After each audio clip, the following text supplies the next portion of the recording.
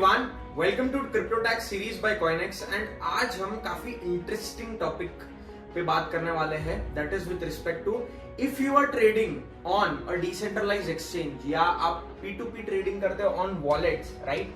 तो उस पे टैक्सेशन कैसे होगा, राइट? क्योंकि जितने भी आजकल हम वॉलेट्स देख रहे हैं, मेटामास्क हो गया, फैंटम हो गया, राइट, और international decentralized exchange like DYDX, right? तो अगर जो एक्सट्रीम ट्रेडर्स हैं, वो जो वहां पे ट्रेड कर रहे हैं, उन पे कैसे टैक्स लगेगा वो आज हम जानेंगे। तो आई थिंक सबसे पहले स्टार्ट करते हैं, सुनो, ये डेक्स जो कि हम डिसेंट्रलाइज्ड एक्सचेंज बोलते हैं, उसमें तो बेसिकली स्वैपिंग होती है, राइट? तो बेसिकली उस पे स्वैपिंग कैसे होती है तो हम सभी जानते हैं, because at the end of the day हम ट्रेडर हैं, बट उस पे टैक्सेशन कैसे लगता है, इससे स्टार्ट करते हैं सबसे पहले। Yes, I think Ayush bhai, the taxation for swap is also similar to crypto trade, क्योंकि ultimately वो है ही crypto to crypto trade. Correct. So सारे dexes पे जो आप देखोगे तो either वो उनका पेयर जो होता है वो stable coins के साथ होता है या फिर वो crypto to crypto pairs होते हैं. So the taxation remains the same कि अगर आप एक asset को दूसरे asset में convert कर रहे हो, जिसको हम exchange बोलते हैं, तो वहाँ पर आपको टैक्स लगेगा as per the crypto tax regulation. तो अगर समझिए कि आपने एक बिटकॉइन को कन्वर्ट किया इनटू 20 इथेरियम, ओके, तो अभी इस केस में क्या होगा कि एक बिटकॉइन जो है उसको सेल माना जाएगा, क्योंकि आप उसको देख करके आप 20 इथेरियम खरीद रहे हो, करेक्ट? तो अभी अगर हम अज्यूम करें कि मैंने एक बिटकॉइन लिया था समझिए 20 लाख पे, ओके, अभी जब मैं उसको इथेरियम में कन्वर्ट कर रहा हूँ तभी value of one bitcoin is 40 lakh, okay. तो इस केस में वहाँ पर 20 लाख का गेन में रियलाइज कर रहा हूँ, तो उस 20 लाख पे मेरे को 30% से टैक्स देना पड़ेगा। और दूसरी चीज ये कि मैं इथेरियम का परचेज कर रहा हूँ, तो that purchasing has no tax impact, okay, ठीक है? ये फर्स्ट पॉइंट ऑफ टैक्सेशन हो गया कि जब आप गेन्स रियलाइज कर रहे हो और उस पर आपको टैक्स देना है, ओके। दूसरा TDS भी आ जाता है, क्योंकि डेक्सेस पे दे आर ऑल डिसेंट्रलाइज्ड, मतलब उनका कोई सेंट्रलाइज्ड एंटिटी नहीं है, they are not bound by any country regulation as of now. तो उस वजह से अभी के लिए वहां पर TDS इज नॉट एप्लीकेबल, क्योंकि हमने वो प्रीवियस वीडियो में भी कवर किया था, क्योंकि इंटरनेशनल एक्सचेंज पे क्यों TDS नहीं लगता है, तो सिमिलर टू दैट यहाँ पर इम्पॉसिबल हो जाता है। मतलब इंटरनेशनल एक्सचेंज पे भी आप एक्सचेंज को पकड़ के आइडेंटिफाई कर सकते हो कि दो बंदे कौन है, अगर गवर्नमेंट चाहे तो, ओके। बट डिसेंट्रलाइज्ड एक्सचेंज में वो भी पॉसिबल नहीं होगा, ओके, क्योंकि डिसेंट्रलाइज्ड एक्सचेंज का लिक्विडिटी जो आता है वो उसके लिक्विडिटी पूल से आता है, राइट? वो लिक्विडिटी पूल में हजारों डिपॉजिटर्स ने अपने फंड डाले होंगे, correct, as a liquidity part of it. अभी उसमें से किस डिपॉजिटर का फंड्स आपको मिल रहा है, finding it out is almost impossible. तो ये ग्रे एरिया नहीं है, right? I mean, it is a part of gray area, correct.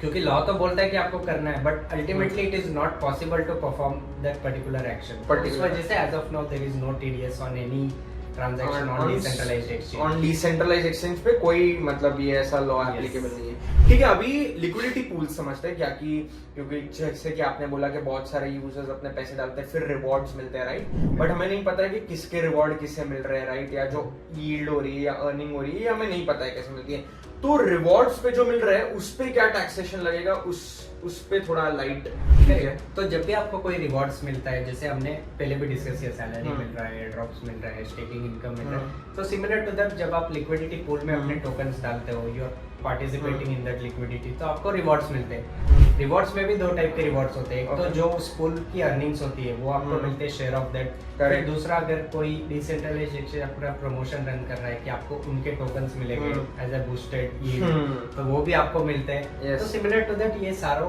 का जो टैक्सेशन होगा it will be based on कि आपको कितना इनकम हो रहा है, okay, this will be taxable at your income tax slab, जैसे हमने पहले बात की थी with respect to staking, salary, ये वाले में। यस, तो आपको अगर रिवॉर्ड्स मिल रहा है लिक्विडिटी पूल में डाल के, शेयर ऑफ फीस मिल रहा है, it will all B taxable at your normal income tax slab, correct. अभी और एक क्वेश्चन था, जैसे कि हम वॉलेट्स यूज करते हैं, राइट? और काफी सारे ट्रेडर्स वॉलेट में भी P2P ट्रेडिंग करते हैं, राइट?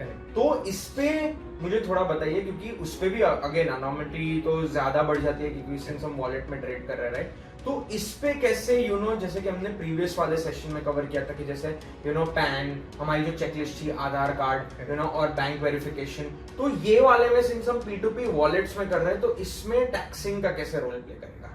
Yes, तो यहाँ पर भी taxing will be similar, it's just that कि आपके सिक्योरिटी के पॉइंट ऑफ व्यू से it becomes a bit complicated, क्योंकि जब आप P2P कर रहे हो दो लोगों के बीच में, ideally you know that person, लेकिन अभी बहुत सारे ऐसे डिसेंट्रलाइज्ड प्लेटफॉर्म आ गए जहाँ पर आप अनोनिमसली एक क्रिप्टो को दूसरे क्रिप्टो में स्वैप कर सकते हो in a form of P2P trading. तो वहाँ पर आपको इशू हो सकता है, क्योंकि you do not know which wallet you are transacting with, उस वॉलेट में पैसा कहाँ से आया, वेदर वो लीगल फंड से इलीगल फंड से, करेक्ट, उन्होंने किसी वॉलेट को हैक करके तो फंड्स नहीं लाए, या फिर किसी प्रोजेक्ट का वॉलेट ड्रेन करके तो फंड्स नहीं आए, तो those are some cyber security issues, क्योंकि उन्होंने अपना आइडेंटिटी कंसील कर लिया होगा, लेकिन जब आप उनके साथ ट्रांजैक्ट कर रहे हो, there is a high possibility कि आप उस लूप में फंस जाओ। यस, वो जो पूरा अगर इन केस अगर टेरर फाइनेंसिंग का मनी है तो अगर वो आप पे है तो you will get into that link.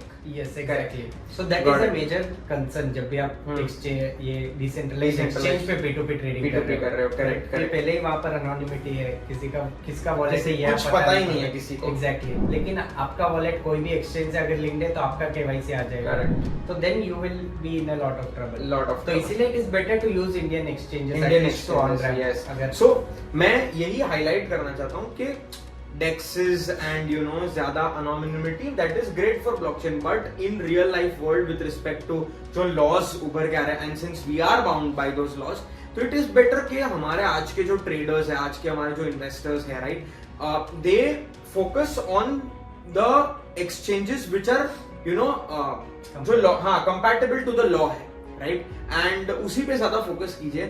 By the way काफी शॉर्ट वीडियो था ये, क्योंकि बहुत सारा इसमें ग्रे एरिया में आता है, तो मेजॉरिटी सारी चीजें सोनू ने कवर कर दी है। तो और अगर आपके पास कोई और क्वेश्चन है with respect to decentralized trading, DEXs पे ट्रेडिंग या P2P trading on a decentralized exchange, तो मेक श्योर कि आप कमेंट सेक्शन में इसे ऐड कीजिए। जैसे ही आप जानते हैं, हम सोनू भाई से भी पूछते हैं कि क्या कोई decentralized exchange, right, CoinEx platform पे अवेलेबल है, क्योंकि मैं DYDX से करता हूँ जो काफी पॉपुलर है, तो क्या वो मतलब और भी सारे प्लेटफॉर्म्स अवेलेबल है या सिर्फ DYDX अवेलेबल है, तो उस पे लाइक थ्रो कीजिए।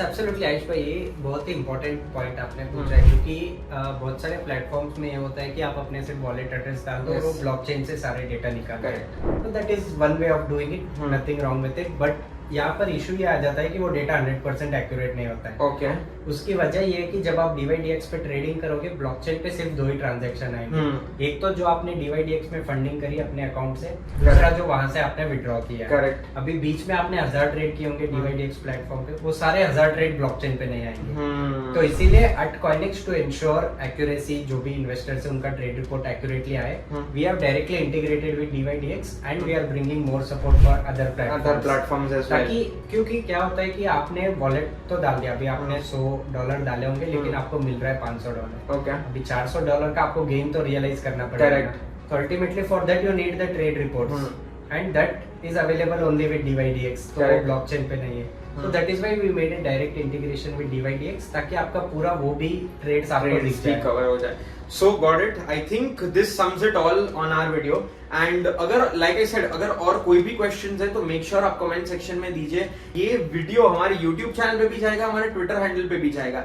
So make sure कि आप हमें like, share and follow कीजिए and share कीजिए, ताकि आप क्रिप्टो टैक्स के बारे में अवेयर हो और उन्हें सही टाइम पे फेस कीजिए, ताकि आपको कोई भी एंगल से कोई नोटिस ना आ जाए या कुछ भी ना आ जाए, राइट, एक सेफ जोन में आप रहिए। So thanks a lot everyone for watching this video and stay tuned for next.